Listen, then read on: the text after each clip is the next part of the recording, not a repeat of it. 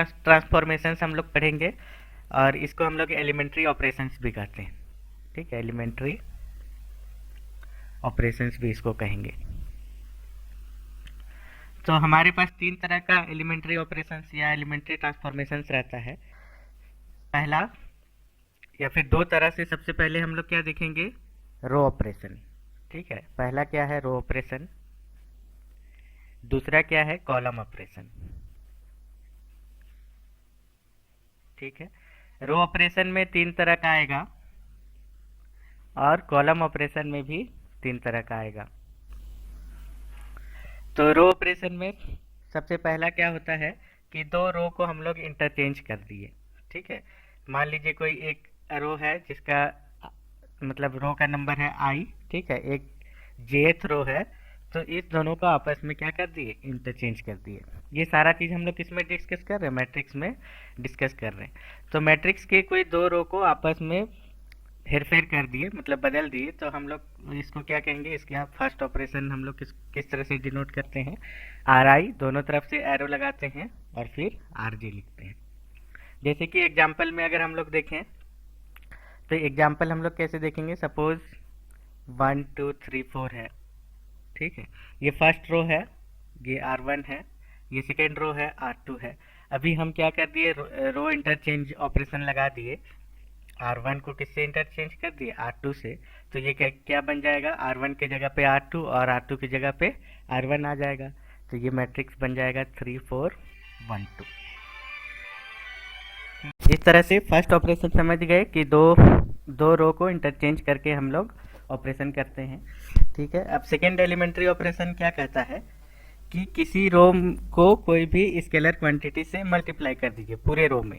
ठीक है, तो इसको हम लोग कैसे डिनोट करेंगे, जैसे कि आर आई को हम लोग क्या कर दिए, के इंटू आर आई कर दिए।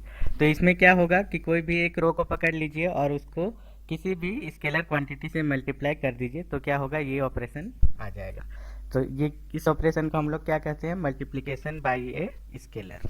ठीक है, तो जैसे कि मान लीजिए फर्स्ट रो या सेकेंड रो को पकड़ लीजिए और इसको हम मान लीजिए 3 से मल्टीप्लाई कर देते हैं या 5 से मल्टीप्लाई कर देते हैं, तो क्या हो जाएगा, R2 को हम क्या कर दे रहे हैं, 5 इंटू R2 कर दे रहे हैं। तो ये मैट्रिक्स बदल के किस तरह से हो जाएगा, 1 2 तो सेम रहेगा, सेकेंड रो को 5 से मल्टीप्लाई कर देना है। तो फर्स्ट एंट्री सेकेंड रो का क्या हो गया, 15 हो गया। सेकेंड एंट्री को 5 से मल्टीप्लाई करेंगे, 20 हो गया। तो ये ऑपरेशन हो गया। अब थर्ड ऑपरेशन क्या कहता है कि इसको डिनोट हम लोग करेंगे, आर आई को हम लोग कैसे चेंज करेंगे, किसी दूसरे रो से जिसको हम लोग आर जे कहते हैं, इसमें के से मल्टीप्लाई कर दीजिए, फिर आर आई से जोड़ दीजिए। ठीक है, फॉर एग्जाम्पल जैसे कि आर वन को अगर हम लिखते हैं R1 प्लस 6 R2, तब इसमें ये मैट्रिक्स किस तरह से बन जाएगा, R2 को तो चेंज नहीं कर रहे हैं हम लोग, R1 को चेंज कर रहे हैं, तो R2 सेम रहेगा। R1 क्या हो जाएगा, R1 तो रहेगा ही, 1 2 तो रहेगा ही, इसके बाद 6 R2। अब इसमें किससे प्लस कर देंगे, इसको R2 को 6 से मल्टीप्लाई करने के बाद इसको प्लस कर देंगे। तो R2 को 6 से मल्टीप्लाई करेंगे तो कितना आएगा, 6 इंटू 3 18 हो जाएगा और 6 इंटू 4 24 हो जाएगा। फिर ऐड कर दीजिए तो 18 और 1 19 हो गया और 24 को 2 से ऐड करेंगे कितना हो जाएगा, 26। तो इस रो में क्या आ जाएगा, 19 आ जाएगा फर्स्ट एंट्री, सेकेंड एंट्री आ जाएगा 26। तो इस तरह से हम लोग ऑपरेशन लगा के, एलिमेंट्री ऑपरेशन लगा के हम लोग क्या करते हैं, चेंज करते हैं मैट्रिक्स को। इसी तरह से कॉलम में भी होगा, दो कॉलम को इंटरचेंज कर दीजिए, तो C I double sided arrow C J हो जाएगा।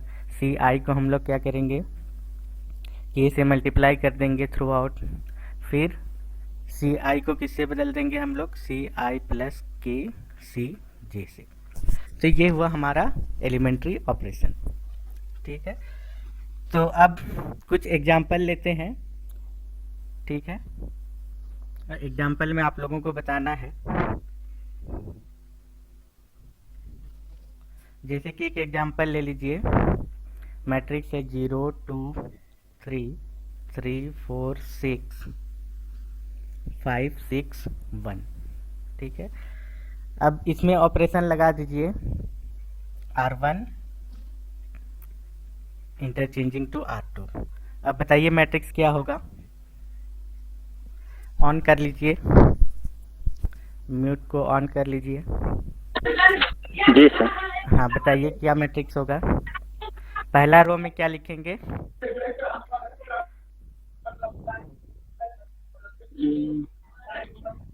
पहला रो में सर 3 4 6। 3 4 6 हो जाएगा। सेकेंड रो में जी सर। सेकेंड में फर्स्ट वाला हो जाएगा सर। हाँ 0 2 0 2 3। और थर्ड वाला में कोई इंटरचेंज उसके बाद सेम सेम। सेम रह जी जाएगा। सर। ठीक है। और जी अगर यही चीज हम इसमें क्या कर देते हैं, कॉलम ऑपरेशन मान लीजिए लगा देते हैं, C2 इंटरचेंजिंग या फिर C1 इंटरचेंजिंग टू C2 कर देते हैं, तब क्या होता बताइए। कॉलम वाइज अब बताइएगा, कॉलम से बताइए। फर्स्ट कॉलम में क्या लिखते,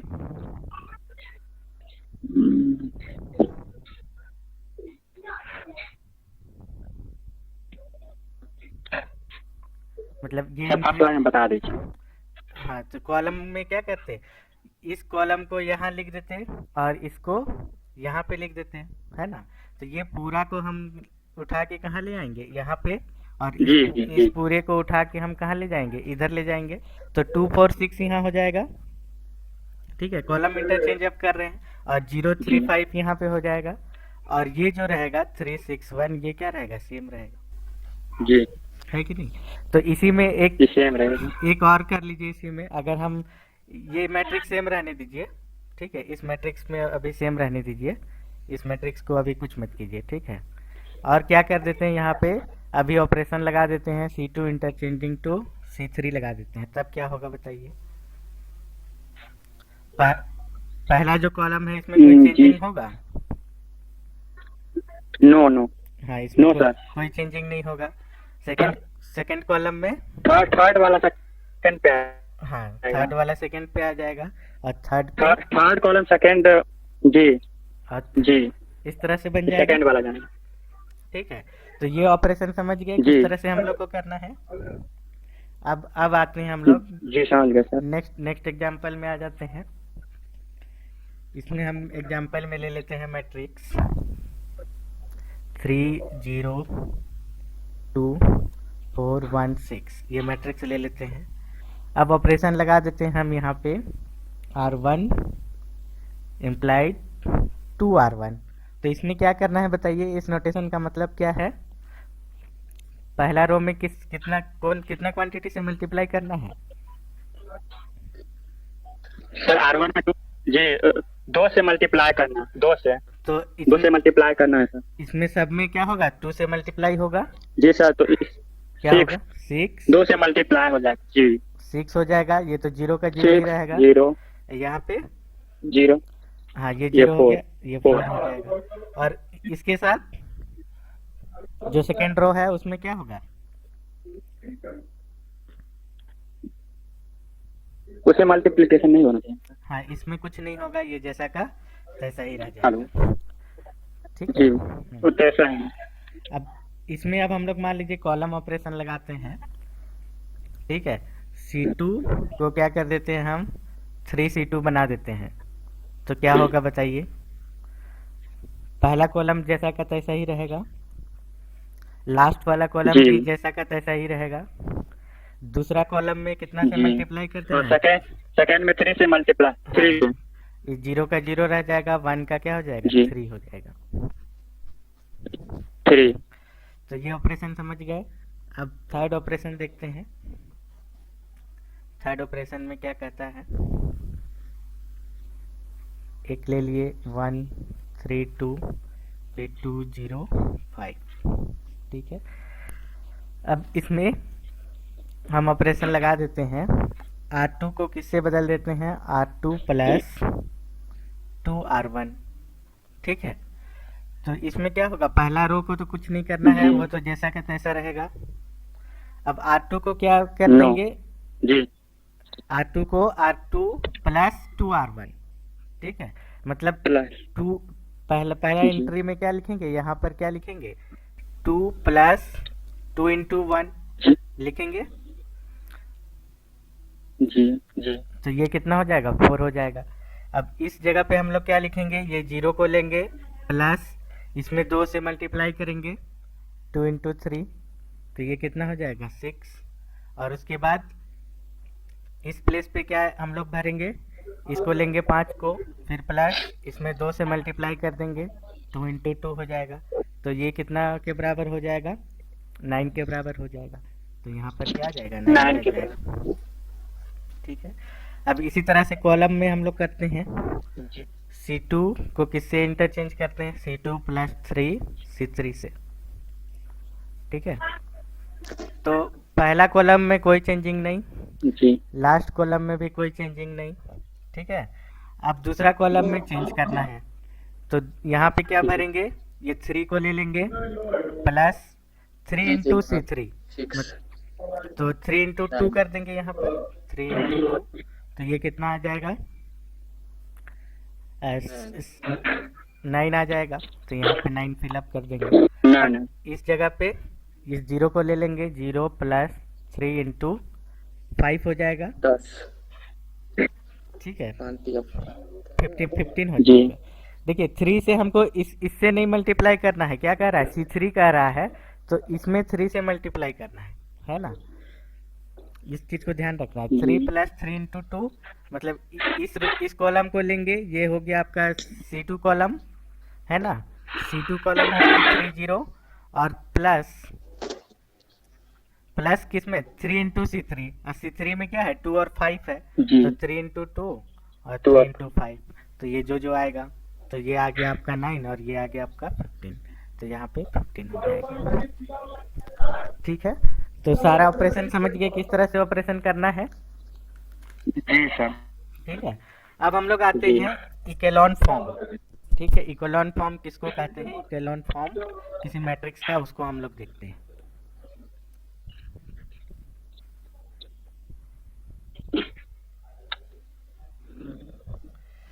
तो इकेलॉन फॉर्म में क्या कहता है, सबसे पहला the first non zero element.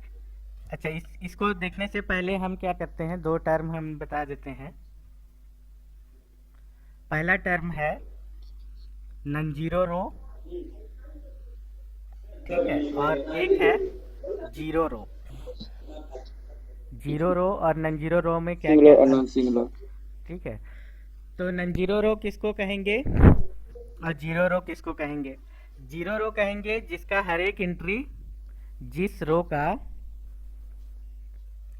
सारा एंट्री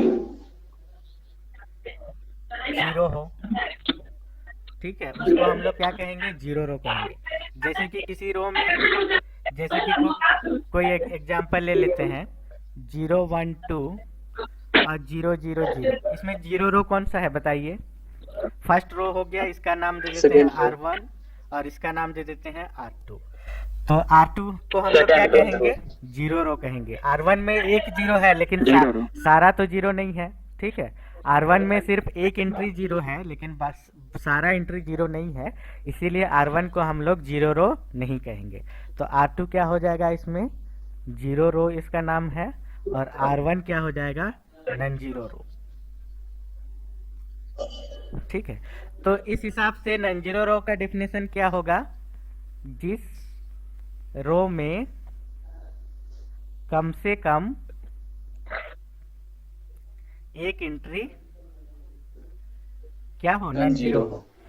ठीक है, कम से कम एक एंट्री नॉन जीरो हो, उसे हम लोग नॉन जीरो रो कहेंगे।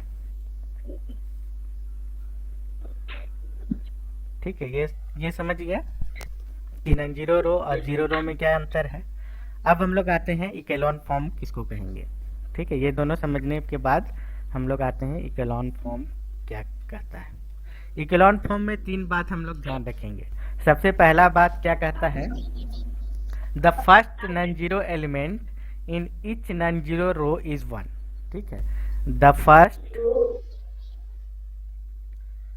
Non zero row in each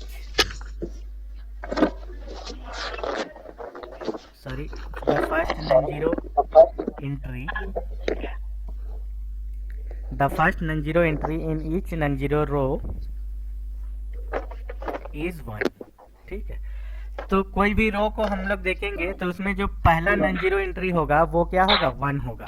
ठीक है, तो जैसे पहले वाले एग्जांपल में देखिए, इसमें नॉन जीरो रो कौन सा था, ये था हमारा नॉन जीरो रो। तो इसका पहला जो एंट्री था, देखिए पहला नॉन जीरो एंट्री, ये तो जीरो एंट्री हो गया।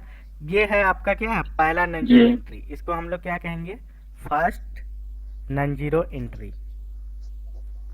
तो फर्स्ट नॉन जीरो एंट्री इसमें क्या है, 1 है। तो वही चीज क्या कहता है कि जो फर्स्ट नॉन जीरो एंट्री होगा किसी भी रो का, वो क्या होना चाहिए, 1 होना चाहिए। मतलब अब आप कहेंगे कि R2 में तो कोई भी 1 नहीं है ना, कोई भी एंट्री 1 नहीं है। तो यहाँ पे इसीलिए क्या कहा है, the first non zero entry in each non zero row. ठीक है, ये तो जीरो रो में काउंट हो गया। तो हमको क्या देखना है कि नॉन जीरो रो कोई है तो उसमें जो पहला एंट्री होगा, पहला नॉन जीरो एंट्री होगा वो क्या होगा, 1 होगा। ठीक है, तो जैसे फॉर एग्जांपल कि अगर इस तरह से रहे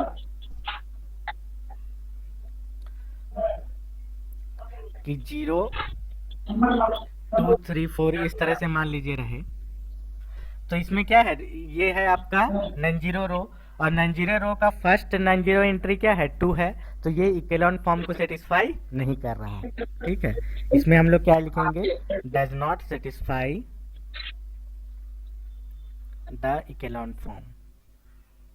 और यही चीज हम लोग क्या देखते हैं, अगर यहाँ पे 1 रहता 2 की जगह, तब हम लोग क्या कहते, इट सेटिस्फाइज द इक्वेलॉन। तो पहला चीज हमको ये देखना है कि कोई भी नॉन जीरो रो को उठा लीजिए और उसका पहला नॉन जीरो एंट्री को देखिए वो 1 है कि नहीं। अगर वो 1 है पहला नॉन जीरो एंट्री, तब हम लोग क्या कहेंगे, इक्वेलॉन फॉर्म का पहला कंडीशन को सेटिस्फाई कर रहा है। अब दूसरा कंडीशन देखिए क्या कहता है, दूसरा कंडीशन कहता है कि the number of zeros before first non-zero entry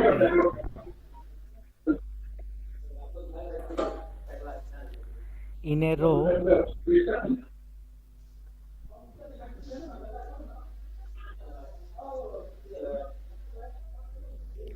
is in increasing order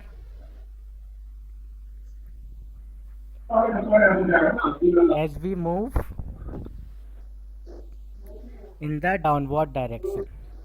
इसको हम बताते हैं किस तरह से है, इसका कहने का मतलब क्या है। एक मैट्रिक्स ले लिए, 0 1 2 3 हो गया, 0 0 5 6 हो गया। ठीक है, अब इसमें 0 0 यहाँ पे और भी कुछ डाल दीजिए, 7 8 0 0 1। अच्छा, इसमें क्या कर देते हैं, इसमें 1 डाल देते हैं और ये 0 0 0।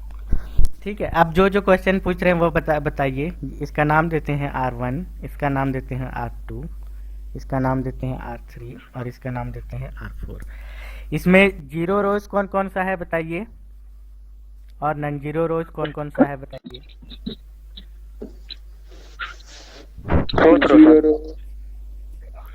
फोर्थ रो है, जीरो रो। हाँ, R4 क्या है, जीरो रो है। और नॉन जीरो रो कौन कौन सा है, R1 R2 और R3। अब R1 और R1 R2 R3 में फर्स्ट कंडीशन चेक कीजिए कि पहला जो नॉन जीरो एंट्री है वो 1 है कि नहीं।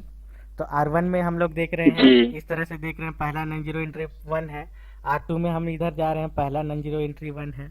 R3 में हम लोग इधर जा रहे हैं, पहला नॉन जीरो एंट्री 1 है। तो पहला कंडीशन सेटिस्फाई हो गया। अब दूसरा कंडीशन क्या कहता है कि सबसे पहले कैलकुलेट कीजिए कि number of zeros before non zero entry.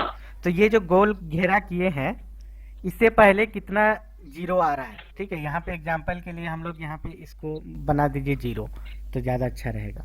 ठीक है, तो ये गोल गोल जो घेरा किए हैं इससे पहले कितना जीरो आ रहा है उसको लिखना है।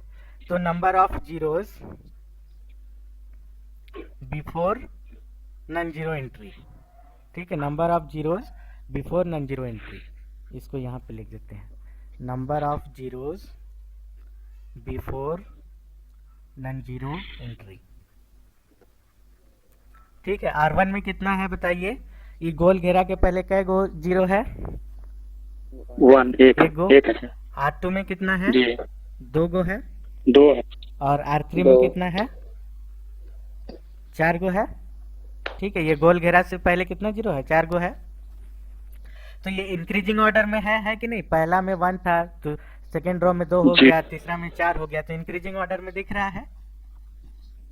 ठीक है, जी तो इंक्रीजिंग ऑर्डर में है, जी, इसका जी, जी। मतलब ये क्या कर रहा है कि सेकंड कंडीशन को सेटिस्फाई कर रहा है ना?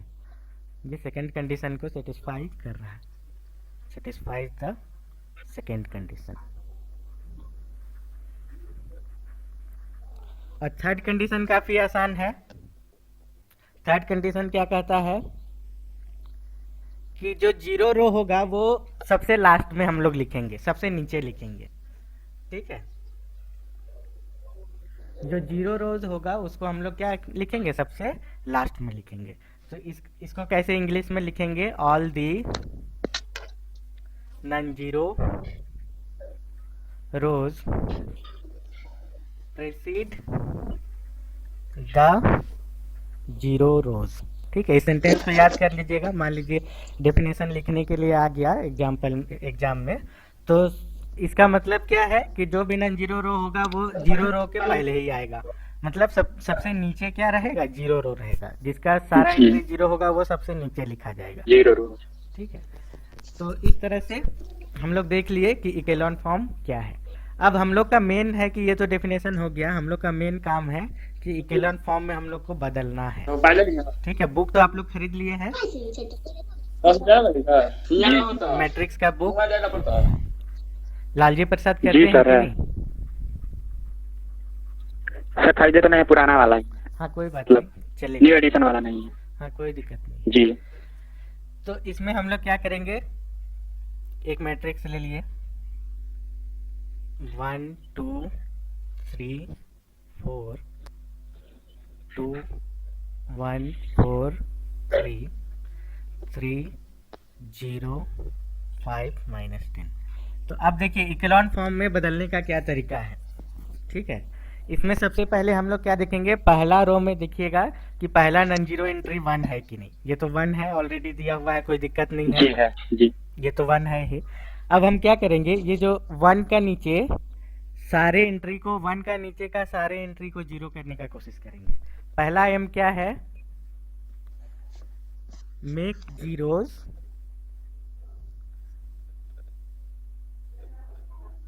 Below every entry of 1। अब कैसे जीरो बनाएंगे, एलिमेंट्री ऑपरेशन का यूज करके। ठीक है, एलिमेंट्री ऑपरेशन हम लोग को पता है कि एलिमेंट्री ऑपरेशन का यूज करके हम लोग बनाएंगे। तो ये इसका नाम हो गया R1, इसका नाम हो गया R2 और इसका नाम हो गया R3। अब देखिए यहाँ पे 2 के जगह पे इस पोजीशन पे जीरो का कैसे आएगा बताइए, गेस कर सकते हैं? इस पोजीशन पे जीरो कैसे आएगा, क्या ऑपरेशन लगाएंगे? R2 को हम लोग जी चेंज सर। करेंगे, जी और किसका हेल्प से करना है? R1 का R2 को 3 से मल्टीप्लाई। नहीं, हम लोग को जी। R1 का हेल्प से करना है। ठीक है, तो ओ सर जी R2 माइनस 2R1 हम लोग कर देंगे, 2R1। जी जी ऐसा कर सकते हैं। और 3 को कैसे बदल जी। देंगे, R3 माइनस 3R1। जी जी जी ठीक है, तो ये ऑपरेशन कीजिए, क्या क्या आता है। पहला रो में कोई चेंजिंग नहीं, नो नो सर। पहला रो में कोई चेंजिंग नहीं। सेकेंड रो में क्या करेंगे, देखिए सेकेंड रो में R2 से, देखिए R2 पहले लिख लीजिए, क्या है 2 1 4 3 है। अब R1 में 2 से मल्टीप्लाई कर दीजिए, तो 2 से मल्टीप्लाई कर दीजिएगा, क्या आएगा 2 जी 4 6 8 आएगा। जी अब क्या कर देना है, घटा देना है। तो 2 में 2 चला गया, कितना आएगा 0। 1 में 4 चला जाएगा, कितना आएगा बोलिए, -3 -3। -3 4 में 6 चला जाएगा, -2। और 3 में 8 चला -2 जाएगा, -5। -5 आ जाएगा। तो ये हो जाएगा -5। 0 -3 -2 -5। अब इसको डायरेक्ट कर रहे हैं, ठीक है। R3 -3 R1 जी ये तो 0 हो गया।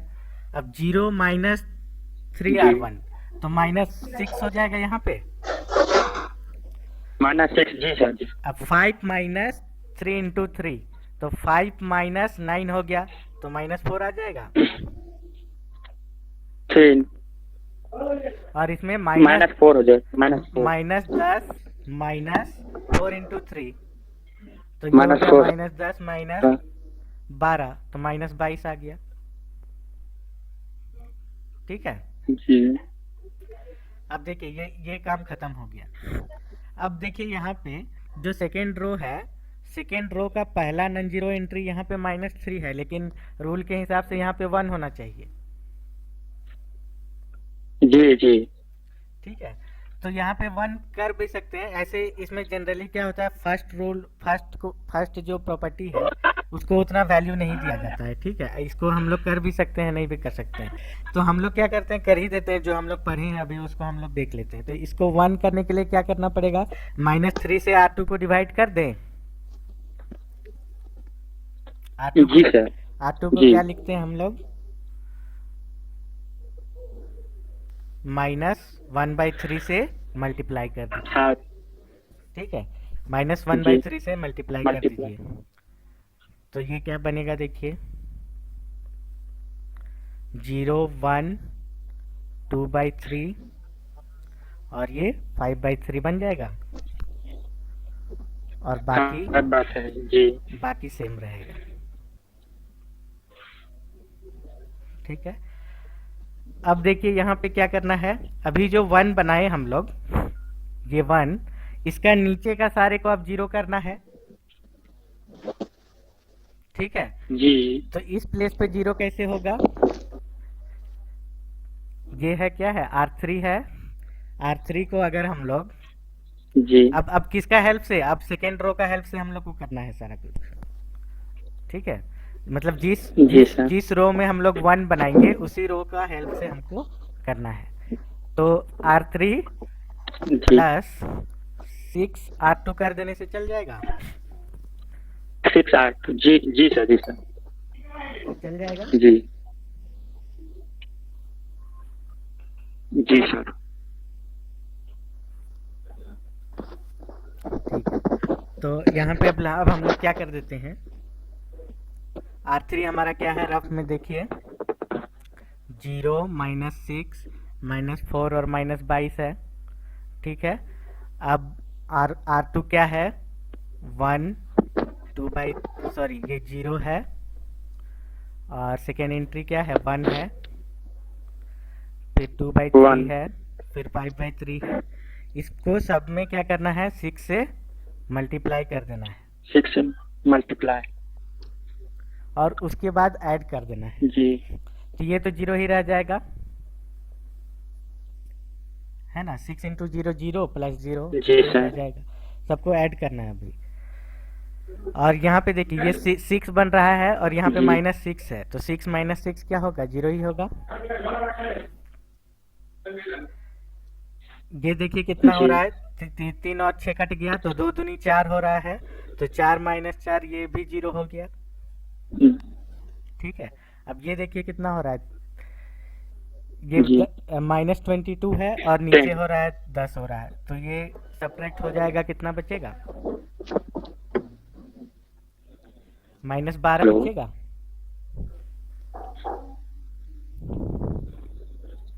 जी सर तो अब देखिए पहला रो और दूसरा रो को तो जैसा का तैसा ही लिख देंगे। और इसको क्या करेंगे, 0 0 0 -12, ठीक है। अब देखिए थर्ड रो में क्या है, पहला नॉन जीरो एंट्री -12 है। तो इसको 1 बनाने के लिए क्या करेंगे हम लोग, R3 से -1/12 से क्या कर देंगे, मल्टीप्लाई कर देंगे। तो ये क्या हो जाएगा, 1 2 3 4 0 1 2/3 5/3 0 0 0 1 हो जाएगा ये, ठीक है। तो ये हम लोग का इकेलॉन फॉर्म में बदल गया। यहाँ अब चेक कर लीजिए, इसमें जीरो रो तो है ही नहीं, तो जीरो रो का तो बात ही नहीं करेंगे, सारा ही नन जीरो रो है। और सारा नन जीरो रो का फर्स्ट नन जीरो एंट्री 1 है, ठीक है। फिर R1 में जी जो गोल किए हैं, इससे पहले जीरो की संख्या, R1 में तो एक भी जीरो नहीं है, तो इसीलिए जीरो की संख्या क्या हो गई, जीरो। R2 में जीरो की संख्या 1, और R3 में 1 से पहले जीरो की संख्या कितनी हो गई, 3 हो गई। ये क्या है, इंक्रीजिंग ऑर्डर में है। तो सेकेंड प्रॉपर्टी सेटिस्फाई हो गया। और थर्ड प्रॉपर्टी का इसमें बात नहीं करेंगे क्योंकि जीरो रो इसमें है ही नहीं। तो ये किस में बदल गया, इकेलॉन फॉर्म में बदल गया। अब हम लोग इकेलॉन फॉर्म में बदलने के बाद मैट्रिक्स का रैंक डिटरमाइन करेंगे, ठीक है, कि मैट्रिक्स का रैंक क्या होगा। तो इकेलॉन फॉर्म में जितना नन जीरो रो होता है वही हमारा रैंक हो जाता है। तो इसको क्या लिखेंगे, इकेलॉन फॉर्म में मैट्रिक्स के इकेलॉन फॉर्म में रो की संख्या रैंक के बराबर होती है, ठीक है। तो मैट्रिक्स के इकेलॉन फॉर्म में रो की संख्या जितना होगा, सॉरी, नन जीरो रो की संख्या नहीं, रो की संख्या तो जितना मैट्रिक्स का रो है उतना ही होगा, बदलेगा नहीं। में नन जीरो रो की संख्या क्या होती है, रैंक के बराबर होती है। अब इसमें नन जीरो रो कौन कौन सा है बताइए, ये हो गया R1, R2, R3, इसमें तो सारा ही नन जीरो रो है जी। तो इस मैट्रिक्स में नन जीरो रो की संख्या कितना है, 3 है। नन जीरो रो की संख्या कितनी है, 3 है। तो इस मैट्रिक्स का रैंक क्या हो जाएगा, 3 हो जाएगा, ठीक है। इसी तरह से पहले जो एग्जाम्पल लिए थे, इसमें देखिए, इसमें